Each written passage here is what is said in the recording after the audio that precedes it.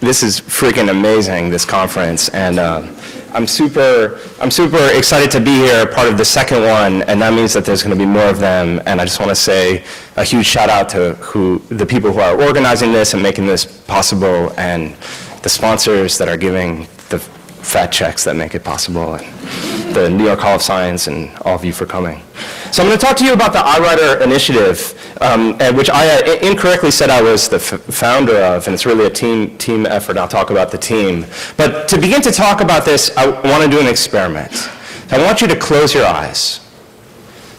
So just take a moment and close your eyes. And I want you to think about the thing that you do, the thing that you're passionate about that really defines who you are. So if you love gardening, if you love riding your bicycle, if you love writing poetry, whatever it is that makes you who you are, and imagine what it would be like to lose that ability. Okay, so you can open your eyes now. So the Eyewriter project is really a collaboration, and it's a collaboration between myself and two artists, Chris Segru and Theo Watson, and the three of us work on a project called Open Frameworks, which is this C++ toolkit for creative coding. And we collaborated with two other people, Evan Roth and James Potterly from the Graffiti Research Lab. And Evan and James and the GRL have been looking at the intersection of graffiti and technology. And you might know them from some projects like LED throwies or laser tag. And the five of us have been collaborating with the sixth artist named Tempt. And Tempt is an old school LA graffiti artist who's been making work really since the 90s. And he's been making all kinds of projects, murals and paintings, and really just a super talented artist. And about 7 years ago, he was walking down the street and fell over. And he was diagnosed with the disease, which is ALS, Lou Gehrig's disease.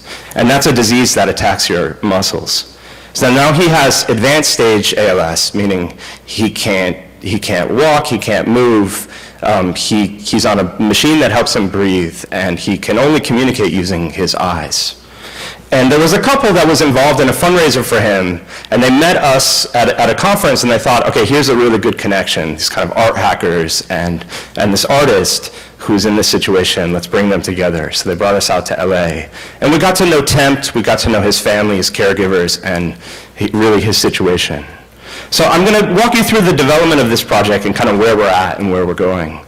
So when we got out there, you know, he showed us that he has this device, and he has a commercial eye tracker. So this is a commercial system, and these systems can cost like $15,000 or $20,000. But before he had this system, the way he communicated was with an interpreter that would take a piece of paper and their fingertip and just point out the letters of the alphabet, and he would move his eyes when they got to the right letter. So we're really thinking about how we could build tools for him. So here he says, dude, my hardware is ghetto. He could also say, dude, my hardware is expensive. So this is a video. Oh, I need audio. Okay, let's do this. Hold on. Let's find audio. Is there a plug? Black cable on the stool underneath, black cable. The black cable on the stool. Okay, is it going to freak it? If I plug in, is it okay? I got it muted. Okay. Cheers. Okay. Is it up? Okay. All right. This video is narrated by his father.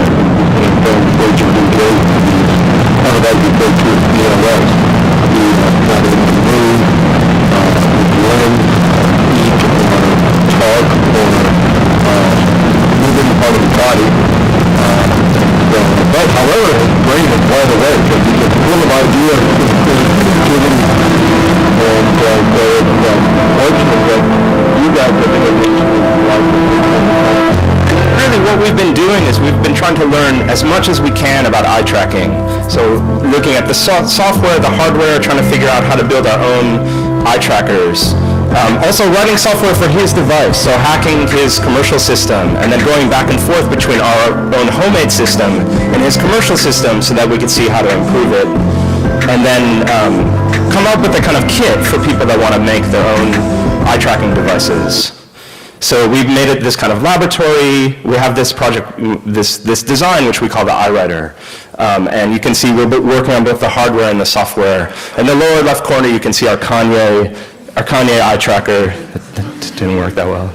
And actually, just want to give a quick shout out. In the middle of working on this project, I went to Banff to the Grounding Open Source Hardware Conference that Allison Powell spoke about earlier, where the Eyewriter Initiative comes from. And I met some great people, and one group that really contributed a lot to the Eyewriter project is the Open Prosthetics project, looking at open source prosthetic limbs. And there was a developer there that really taught me a lot about how to calibrate and how to improve the system. So we have this design, which is the kind of 1.0 version of the Eyewriter, these glasses that you wear. And in addition, we were designing software that's based on his style, based on Temp's style, his love of letter forms, designing software that would allow him to express himself again. So here he is using the system. In order to draw, it's like Illustrator. So if you look long enough, you plot a point, and from points you can make lines, and from lines you can make letters. And then once you have letters, you can style them and give them different attributes.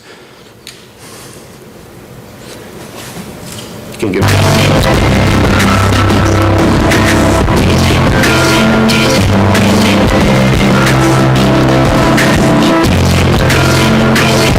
Here he is. It's sped up, but here he is writing.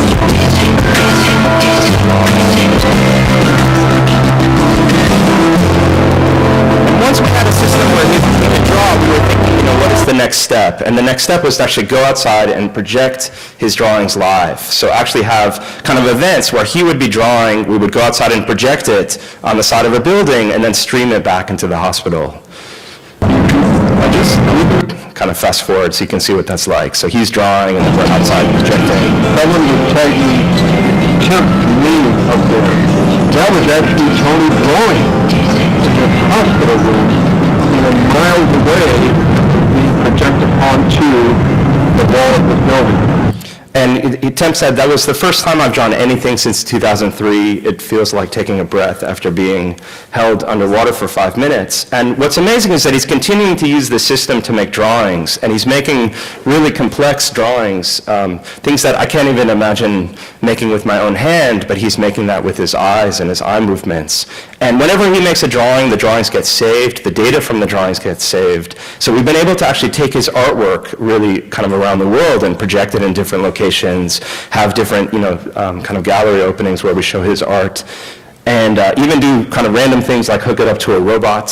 So you see that top left corner, that's our dream.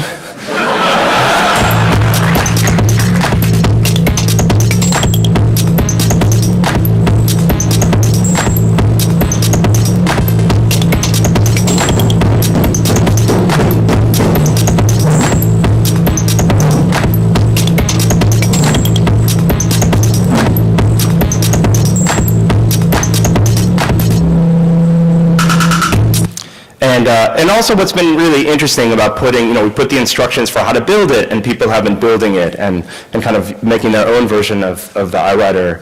We also had a Kickstarter campaign where we were able to make artwork based on Temp's drawings and sell his work and really get him paid. So it represents a return for him to being a professional artist. So that for us is really exciting. So the thing I want to jump to, I'll do this super fast, is that I'm a professor at Parsons, and we've been working on and developing the next version of the Eyewriter, kind of 2.0 device, kind of thinking about building it and hacking it, working with local students, and have this 2.0 version of the design. And it's based on an interesting property. We've been hacking the PS3 camera. There's a pin on the back of the camera that gives you an electrical signal that tells you when a frame of video is being taken, so you can actually do things like alternate LEDs when they're shining, and that gives you a kind of better read of where the eye is. And so this is the 2.0 system. You can kind of see we've been setting it up, demoing it in different locations. Here's somebody using it. We're out in LA working with Temp. So here he is using the new system. So it's not glasses that you wear, it's a different physical design. Research Labs Eyewriter 2.0, all up in the mix. Ya heard? And the image, I'll end this image and then I'll talk really quickly about what the next steps are. This image is an image that I love, and is my favorite image of the project. And this is this couple, the Eblin Group invited us out to LA, and their son was hanging out with us when we were making the Eyewriter, and he built his own version of the Eyewriter out of toys. And he was walking around the whole time with this homemade Eyewriter. And I love this image for a few reasons. One is to suggest the power of art to inspire the next generation.